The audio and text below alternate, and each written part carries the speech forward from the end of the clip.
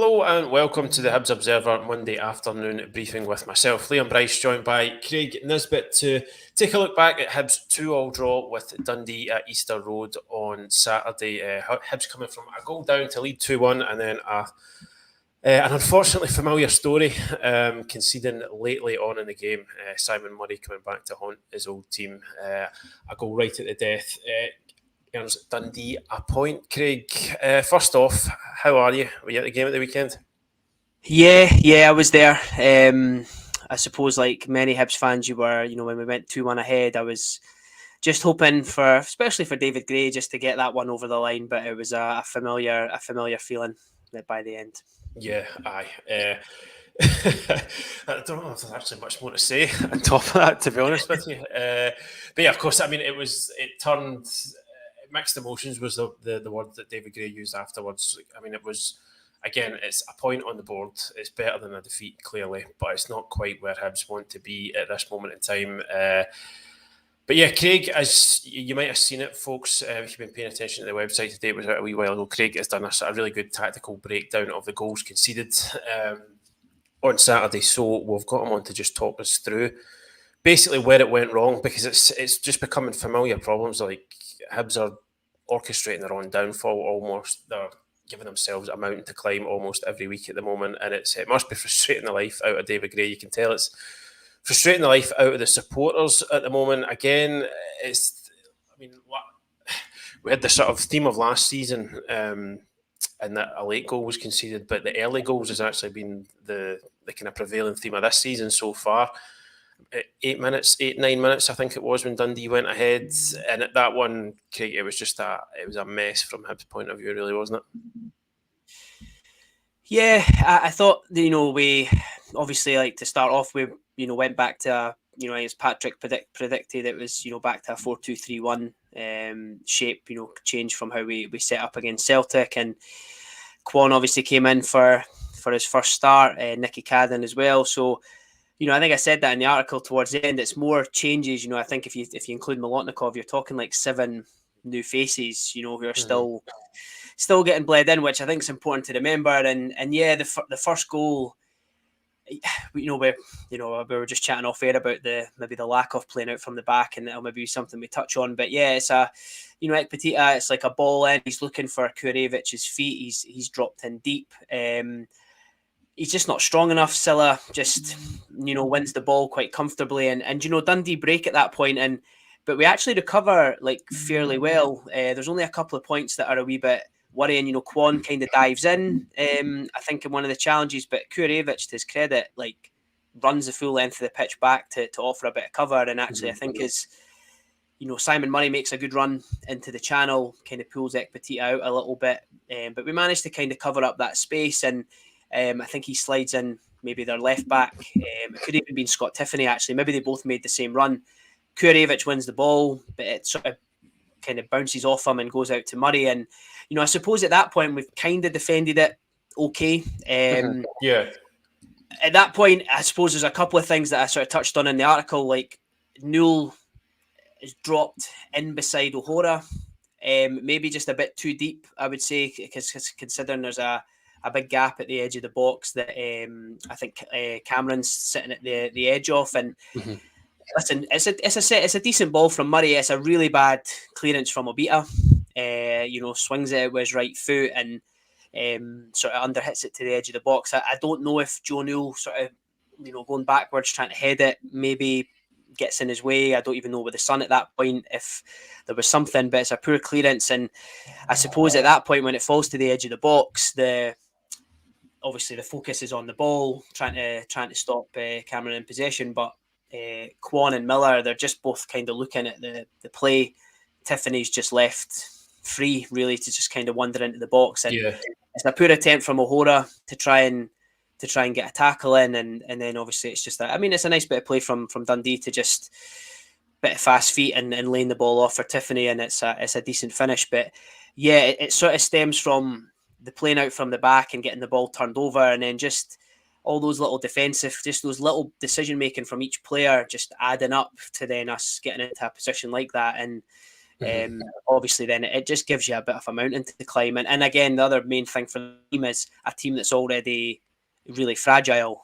I think an early goal conceding like that in that home game, that just shatters your confidence.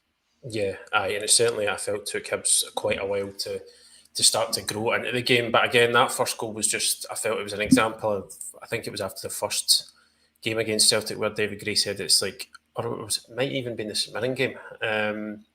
He's maybe said it every week. Maybe that's why it's like the mistakes leading to mistakes, and then obviously inevitably, if you tot up 2 or 3, it's probably going to result in a goal. And I do wonder, like, how often that must happen in football when a beater makes the sort of hash of the clearance, which is the initial mistake. Then you would say, and then that creates danger. You wonder how often in football that what happens after that, like, continuously happens. It's because guys, as if they almost, because there's a wee bit of danger being created by that mistake, they almost seem to just become, so focused on the ball at that point, and then become completely aware of what's going around them. Because it's that first mistake creates the danger, maybe creates a wee bit of apprehension, and then everybody just, it's like it's a knock-on effect, isn't it? Almost, it's the kind of the dominoes falling. One guy switches off, next guy switches off, and then before you know it, the ball's in the net. Yeah, totally. And I think, like, you go back to these little mistakes. They're obviously trying to hit in Kurevic's feet. I don't think it wasn't a bad ball by Ekpiteta. It was his mistake, not getting his body in. But, he recovers well. Miller recovers well. Kwon dives in, but again, he gets back into shape. And as I said, Kurevic actually makes a tackle. It's not a great tackle. He doesn't give away a foul or anything like that. He just doesn't win the ball cleanly, and it kind of bobbles out. So that bit's not great, and I'm sure they'll look back at that, and somebody like Kwon potentially, once he settles in, maybe, I mean, he was a wee bit rash. I don't know how he didn't walk away with a yellow card on Saturday, but I would like to think that's something he will, if he's known nervous and it's his first game, that'll something he'll eradicate, and the next time he might stay with a runner and maybe win the ball back, and suddenly it's a different different story, or win it for a throw in. But yeah, after that, I think, maybe Newell's thinking, right, this is a dangerous situation. I'm going to drop back in with the defenders to try and provide that support. And like you say, it's just all these little bits of decision making. And actually, I think I pointed out in the picture as well, like, obviously Kurevic had kind of covered Boyle's run. Not that Boyle was at fault, but he had made the run. But even with Dundee still on the ball, him and Boyle start to move forward up the pitch, which I find quite bizarre when the other team are still in position. Maybe they're thinking about the counter-attack. But it's certainly between Miller and Kwon for picking up Tiffany. One of them has to take responsibility there. They're both ball watching. And you can see when Tiffany pops in for the goal, there's a bit of a surprise. It's just like nobody's kept an eye on him. And maybe, Miller did have Murray still to think about, just off his shoulder. So it's a really difficult one, and it's kind of a goal that you look at. That's a team that just haven't played a lot together and are still in those initial stages, and the communication's just a bit lax, and that's just where we are at the moment. Yeah, I think that kind of lack of cohesion and chemistry at the moment through not playing together. I think that sort of, you can see that in possession as well, but we'll maybe come to that a wee bit later on. So, I mean, the second goal, the sickener, if you like, I don't think we can sort of discuss the goal itself without touching on what has caused, well, it's the kind of moment of the game out with the goal that has actually caused the most debate. The kind of changes that David Gray made before that, a lot of people afterwards were, trying to kind of pretty much putting the responsibility on the head coach for making those changes. Rocky Bashiri coming on for Kurevic, this change of shape to go to a back three, and then after that, obviously Dundee get the equaliser. So, I mean, from Gray's perspective, if anybody didn't see it after see his press conference after the game, I'll just paraphrase what he said. Says Dundee went nothing to lose, bringing on Curtis Main, and we had to deal with that physical presence. Miko had run his race at centre forward, so the mindset behind the change was to get more pressure on the ball, go almost man for man so that you can get that pressure on the ball. On reflection, when you lose a goal late in the game, it's very easy to say it's to do with that, but it's not directly to do with anything other than it's another poor goal we lose again.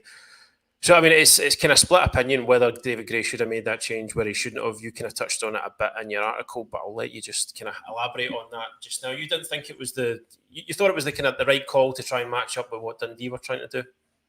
Yeah, I put in a wee. I think I actually replied to somebody just before I came on Twitter about it in terms of a timeline. Like, if you go back, it's Bowie scores like 72nd minute, 75th minute. That's when Dundee go 3-5-2, and it's funny you see Main running on. Tony Docherty gives him a bit of paper. If you go back and look at the footage running on, and you see the change happening, and you can see Docherty changing the formation, and only about a few minutes later, Milotnikov comes off from Mariah Welsh. So again, that's a sensible substitution because, again, we put Josh Campbell on in that sort of deeper role, which I'm still not fully convinced by, but that meant that you could push him a little bit forward, put Mariah Welsh in beside Newell, which made a lot of sense. And then, to be fair, it was only on the 83rd minute. So you're talking 8 minutes between Dundee going 3-5-2 and us taking Kurevich on, putting Rocky on, going to a 3, leaving Bowie and Boyle up top, then Campbell in the 10, Newell, Mariah Welsh, and then I think you'd then have a Bita, O'Hora, Ekpitita, Rocky, Cadden on the other side. That's right, if I'm remembering it right at this point. Yeah, I think so. So I watched that bit back because I watched it back a few times actually, and I would say actually after our goal, it's a bit even. And then I would say after Dundee change, they start to just get a little bit more control in the wide areas, and we're struggling a little bit more. They seem to target down our left, and that seemed to be where they were looking to go. So I think it was the right decision to match them. I think if we hadn't done that and left us the way we were, I'm not convinced. I'm obviously it's your in the fantasy land at that point if we concede or not. But I do think after Gray's been part of that squad last season for a start, that conceded that goal and conceded when we didn't make any changes. Montgomery never really tended to change things to be a bit more pragmatic, and that's got to be in his mind, doesn't it?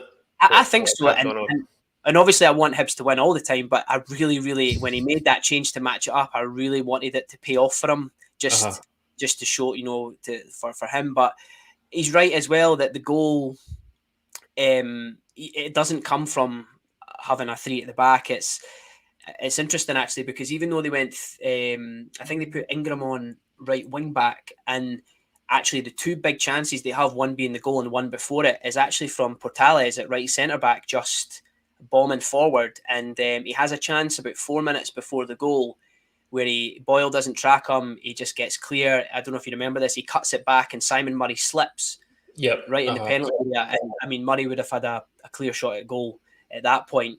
And then when you look at the goal, Boyle does track the runner this time. We do try and get pressure out on the ball, but Portales just manages to get a touch on it.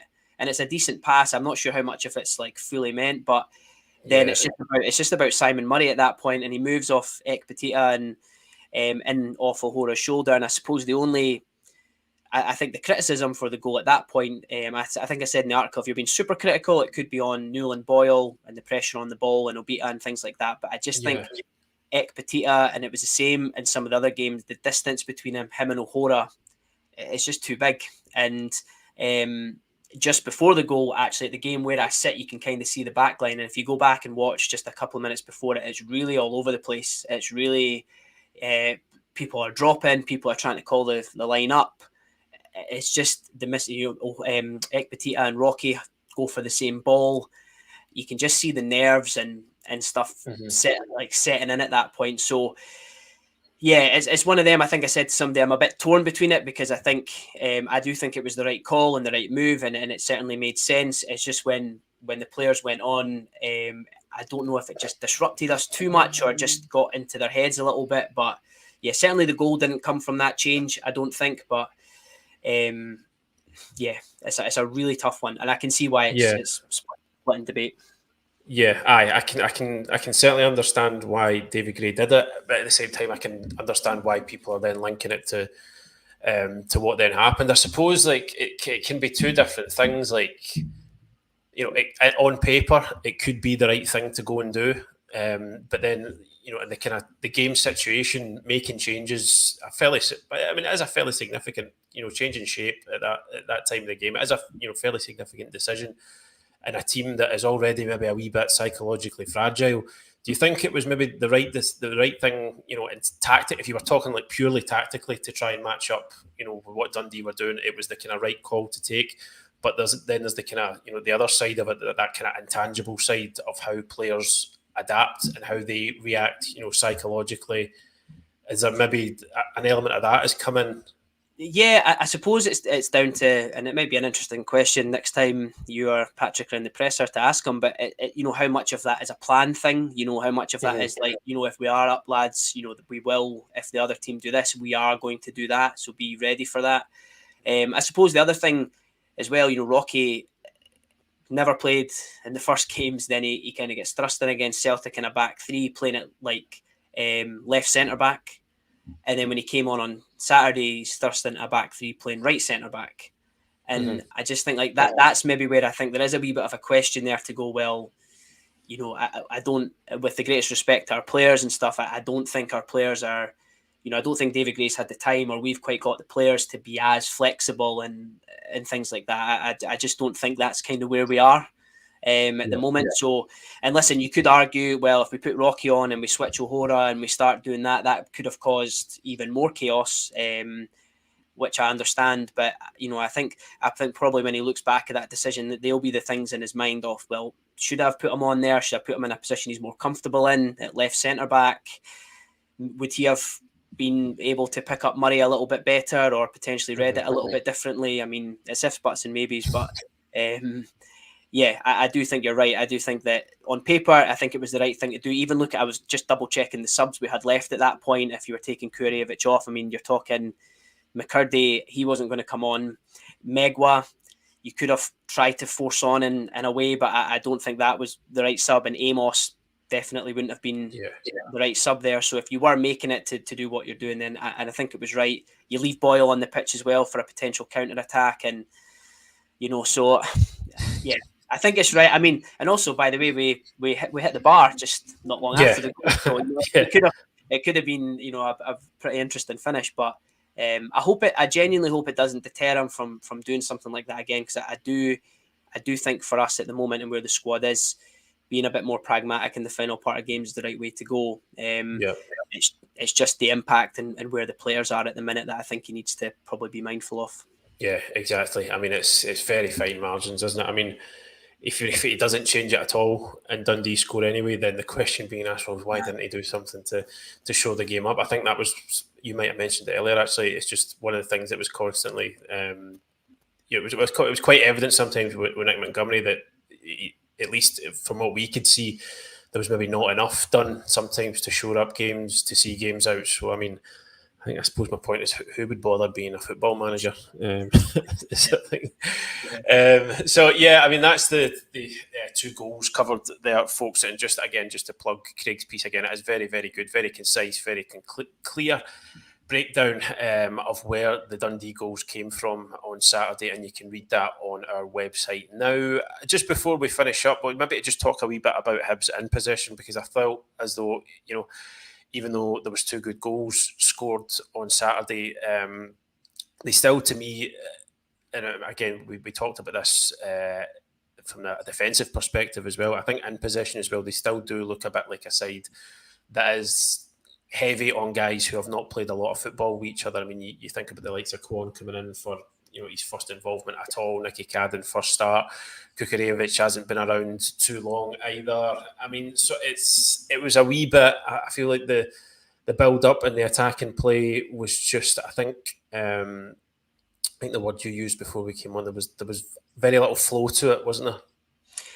Yeah. I think, I was just saying to you that I'd been planning on an article about playing out from the back, which then, I think on Saturday when I was watching the game, it's maybe around about the 30th, 38th minute, there was any real sign of that, really. And I think prior to that, there'd been a few times with Bursic where Ekpetita and O'Hora had dropped in to like they were going to play, but then the rest of the team pushed really high. There was I'm not saying they were time wasting, but there was a lot of time spent of, well, what are we going to do here? and then we were thumping it long to a pretty big side at the back, especially Silla in the middle as well. And they were turning the ball over quite a lot. And I was really confused really of what we were trying to do. And I couldn't work out if it was Bursic, they weren't doing what they were asked to be doing, if there was confusion amongst the team or whatever, or because they had conceded the early goal, the plans had kind of went out the window a little bit. But it was quite disappointing because I know there was the obvious goal that we lost against Celtic with Ekpiteta, but apart from that, we had some quite nice moments against them and played out a few times really well. And I sort of thought, well, if we've done that against, we look at Celtic's result yesterday and stuff, you look at a team like that, if we can do it against them, then we should have the confidence to try and do it at home. But yeah, I think with the change in shape, that kind of brought about change in shape and new players in, that it was just really stilted, and I couldn't really work out what we were trying to do. I think Kurevich his hold-up play was getting better as the game went on, but he wasn't somebody in the air that strikes me as that he was going to win things that much. Maybe a bit different when Bowie came on. He genuinely does look like he can go up and challenge and flick things on. So that might change, as he gets fitter and maybe makes his way into the starting 11. But yeah, I just found us that thing. The centre halves were in possession of the ball a lot. There was people dropping towards them. There was nobody running in behind. The ball was being cycled, but then it was just getting hit forward, maybe out of a bit of not being clear on what to do. So yeah, it wasn't particularly great. I think it picked up, after we got the goal from Boyle and we started the second half, Dundee fell away a wee bit and we started to move it around. I actually think when he made the three, talking about David Gray and subs, when he made the initial changes, they worked really well, especially Bowie and Chris Cadden coming on and things. That gave us a fresh impetus, and I felt the play was a little bit better with them on the park. So yeah, it's disappointing. It's maybe something now that they're, and I think I said in the article, maybe he needs to be a bit more settled now, and we need some patterns of play and just some stuff the players can get their teeth into and go, right, that's what we're doing, and can just get a bit consistency with that, because yeah, it just seems like players are coming in and out, we're changing shapes, and we're just not getting any consistency really. And I think for a player, that's quite tricky. Yeah, especially with the amount of folk have come in, the amount of changes that are being made. It's one of those things where I think you probably, continuity in a way is probably going to be important. But as you said there, it's important to give David Gray, if we're going to scrutinise his decisions that, we or others may feel that he got wrong, it's important to acknowledge the ones that he got right. And I think the initial subs did positively impact the game. So, I mean, obviously we've been a wee bit critical of the performance all round today, but so were there any sort of positives that you come away from Saturday clinging on to almost?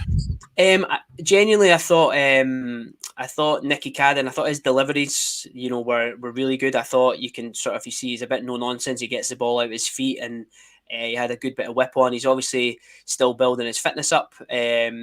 And I did think him and Obita sort of struggled a wee bit with who goes where and who does what, and they are quite similar in that sense. But as the game progressed, I thought he was good. And actually, when he did get the ball wide and get out of his feet, I thought that was really positive for us.